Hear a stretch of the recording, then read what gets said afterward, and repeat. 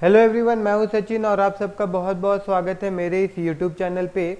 और जैसा कि प्रीवियस वीडियो से मैंने क्लास 10th का अर्थमेटिक प्रोग्रेसिव शुरू किया है, तो पिछले क्लास जस्ट एक इंट्रोडक्शन था और आज का इस क्लास में हम लोग एक्सरसाइज का क्वेश्चन देखेंगे। तो आपके इस स्क्रीन पे देखिए पहला क्वेश्चन नज़र आ रहा होगा, जिसमें हम लोगों को एक सिचुएशन दिया गया है और इस सिचुएशन के तहत एक series number, list of the number बनाएंगे या फिर ऐसा भी कह लीजिए सीरीज बनाएंगे। और उसके बाद हम लोग ये बताएंगे कि वो जो सीरीज बन रहा था वो एक एपी है या नहीं है। ठीक है ना। तो सबसे पहले मैं आपको क्वेश्चन समझा देता हूँ। क्वेश्चन में बोल रहा है कि एक टैक्सी है जिसका फेयर जो है ना फर्स्ट 1 किलोमीटर के लिए फिक्स है। मतलब अगर ये टैक्सी में आप बैठ के जाते हैं तो पहला 1 किलोमीटर के लिए टैक्सी वाला 15 रुपया ही लेगा, मगर उसके बाद जैसे ही आपका सेकेंड किलोमीटर और 1 किलोमीटर आप चलते हैं तो क्या होगा, प्लस 8 रुपीज़ बढ़ जाएगा और फिर जो नया नंबर मिलेगा आपको वो 23 मिलेगा। और फिर और 1 किलोमीटर अगर आप चलेंगे टैक्सी में तो फिर इसमें प्लस 8 हो जाएगा और टैक्सी फेयर आपका बढ़ता जाएगा। वैसा यहाँ पे दिया हुआ है, एक बार आप भी पढ़ लीजिए। देखिए 8 फॉर ईच एडिशनल किलोमीटर, तो फिर यहाँ पे क्या मिल जाएगा, 31 मिल जाएगा, 31 मिल जाएगा। बात समझ में आया। तो अब गौर से देखिए, हम लोग क्या पढ़े थे एपी में कि अगर कोई नंबर रहता है, एक नंबर रहता है और इसमें कोई नंबर अगर ऐड करते हैं हम लोग और उससे हम लोगों को दूसरा नंबर मिलता है और फिर ऐड करते हैं और तीसरा नंबर मिलता है। और यहाँ पे गौर करने वाली बात ये होनी चाहिए कि जो नंबर हम लोग ऐड कर रहे हैं वो क्या हो रहा है, फिक्स नंबर होता है, तो वो पूरा का पूरा सीरीज क्या होता है, एपी होता है। उसी प्रकार से ये भी क्या है, एपी है। बस यहाँ पे क्या होगा कि आपको कुछ लिखना होगा। क्या लिखेंगे, यहाँ पे लिखूंगा मैं ACCO according to the question, according to the question, according to the question, the fare of the first kilometer, the fare, FARE,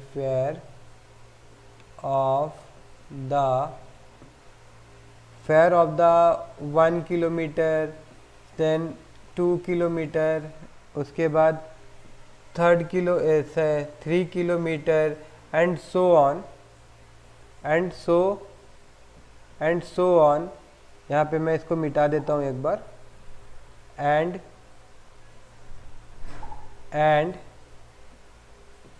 so on is, कैसे मिलेगा मेरे को नंबर, पहला 1 किलोमीटर का 15 रुपया, दूसरा 2 किलोमीटर अगर मैं जाता हूँ तो फेयर जो होगा वो 23 रुपया, फिर अगर आगे जाता हूँ तो 31 रुपया एंड सो ऑन, ये बढ़ते हुए जाएगा। ठीक है ना। तो अब हम लोग यहाँ पे क्या बोल सकते हैं कि जैसे कि एपी का जो परिभाषा है उसके अनुसार यहाँ पे हम लोग क्या लिख सकते हैं, हेयर यहाँ पे हम लोग बोल सकते हैं कि each term, here each term is OPTAINED obtained by adding a fixed number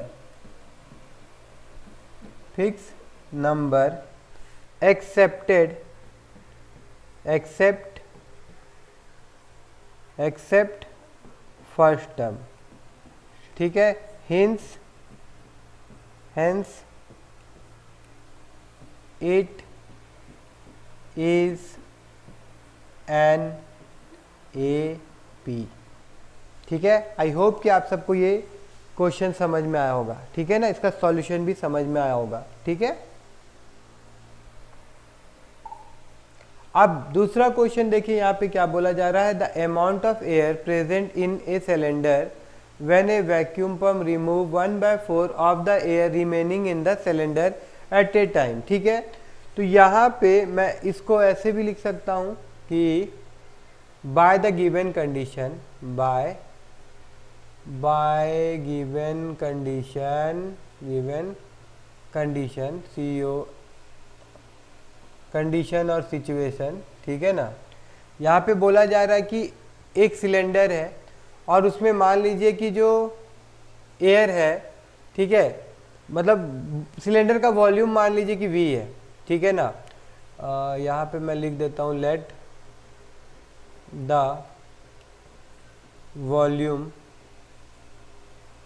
B V, ठीक है।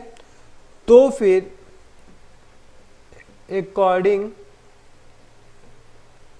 To the question, according to the question क्या बोला गया क्वेश्चन में कि 1/4 ऑफ V क्या हो जाएगा, हट जाएगा। मैं आपको यहाँ पे समझा देता हूँ। देखिए ये एक सिलेंडर है ना, इसमें अभी V है भरा हुआ, जो भी है अंदर में भरा हुआ वो मान लीजिए वो V है, एक नंबर है सोच लीजिए।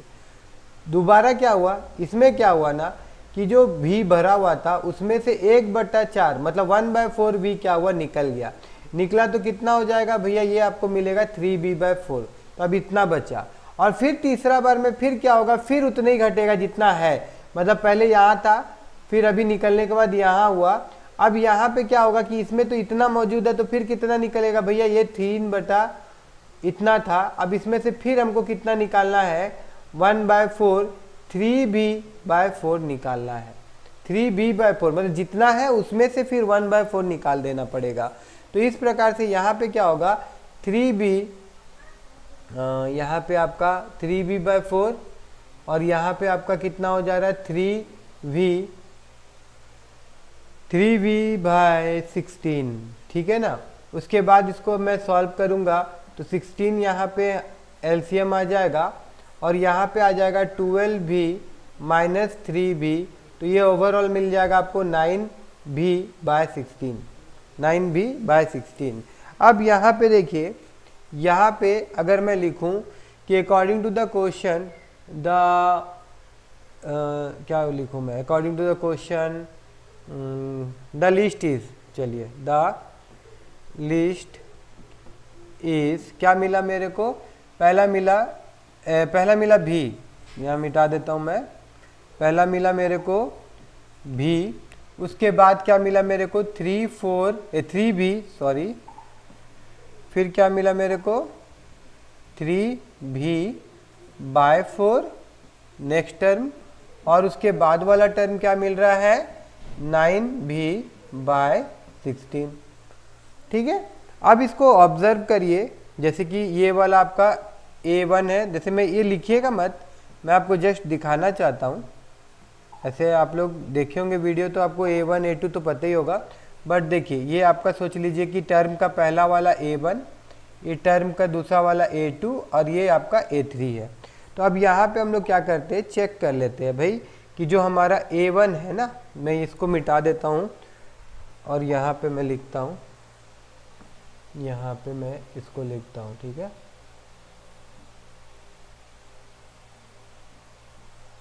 ठीक है, हाँ। अभी देखिए यहाँ पे मैं लिख रहा हूँ A2 - A1 करके हम लोग चेक कर रहे हैं। तो यहाँ पे A2 क्या है 3/4 - V है, तो ये हम लोग को क्या देगा 3V - 4V/4, ये हम लोग को देगा -V/4। दूसरा वाला हम लोग चेक कर लेते हैं कि A3 - A2, तो यहाँ पे क्या मिलेगा हम लोग को 9V/16 - 3B/4, तो ये कितना हो जाएगा, ये हो जाएगा आपका 16, और यहाँ पे ये तो 9V ही आएगा और यहाँ पे आपका 12 भी आ जाएगा, और ये आपको क्या दे रहा है -3B/4। तो यहाँ पे देखिए क्लियरली हम लोग को यहाँ पे दिख रहा है, यहाँ पे मैं लिख सकता हूँ क्लियरली, we observe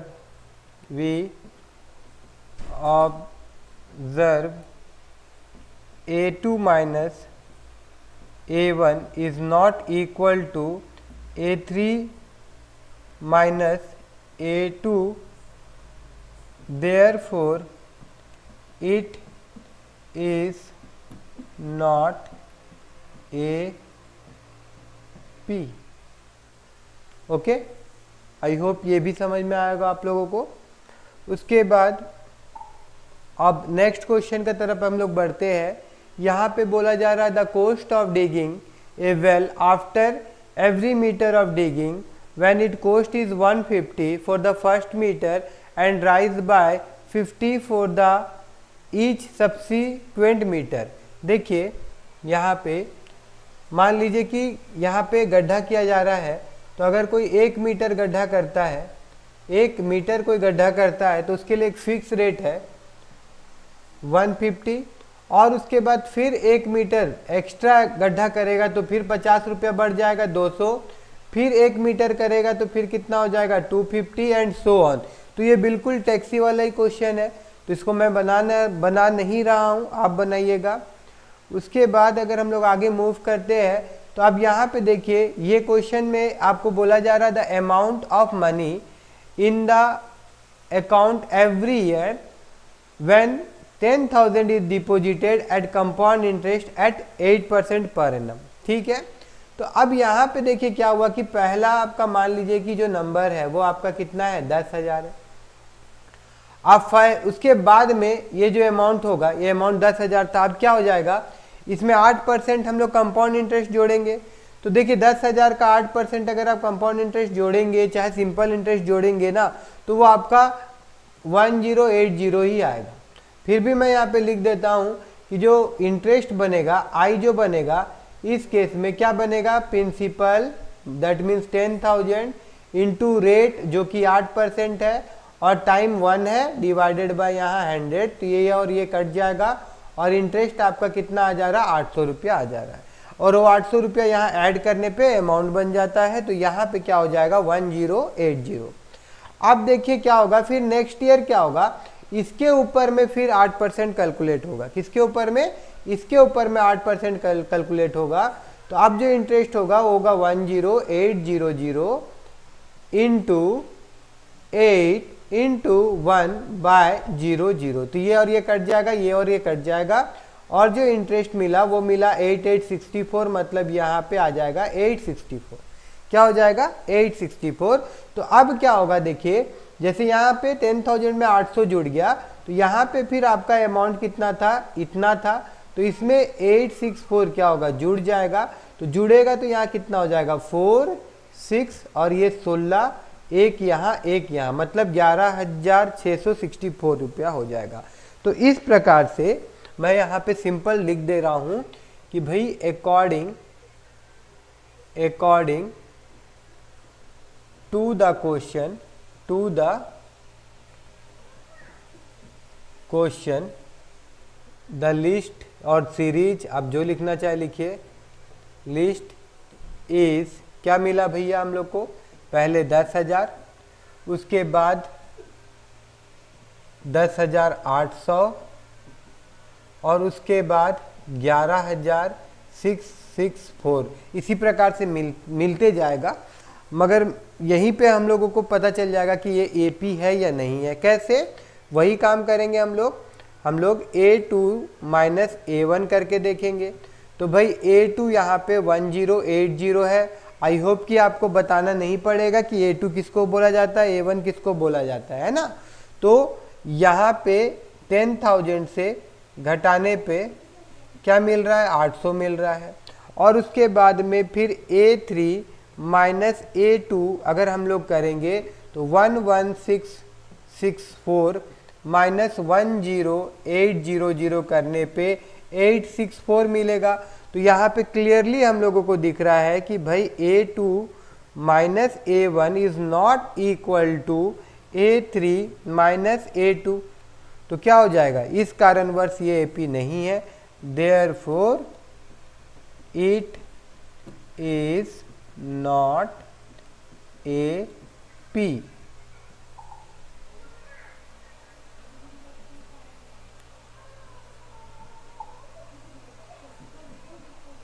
ठीक है, तो आई होप कि ये भी आप लोगों को समझ में आया होगा। अगर ये चारों का चारों क्वेश्चन आप लोगों को समझ में आया हो और मेरे पढ़ाने का तरीका आप लोगों को समझ में आ रहा हो तो मेरे इस वीडियो को लाइक करिएगा और मेरे चैनल को भी प्लीज़ सब्सक्राइब करिए और ज़्यादा से ज़्यादा अपने दोस्तों के साथ शेयर करना मत भूलिए। और मैं इसी तरह से आप लोगों के लिए वीडियो लाता रहूँगा।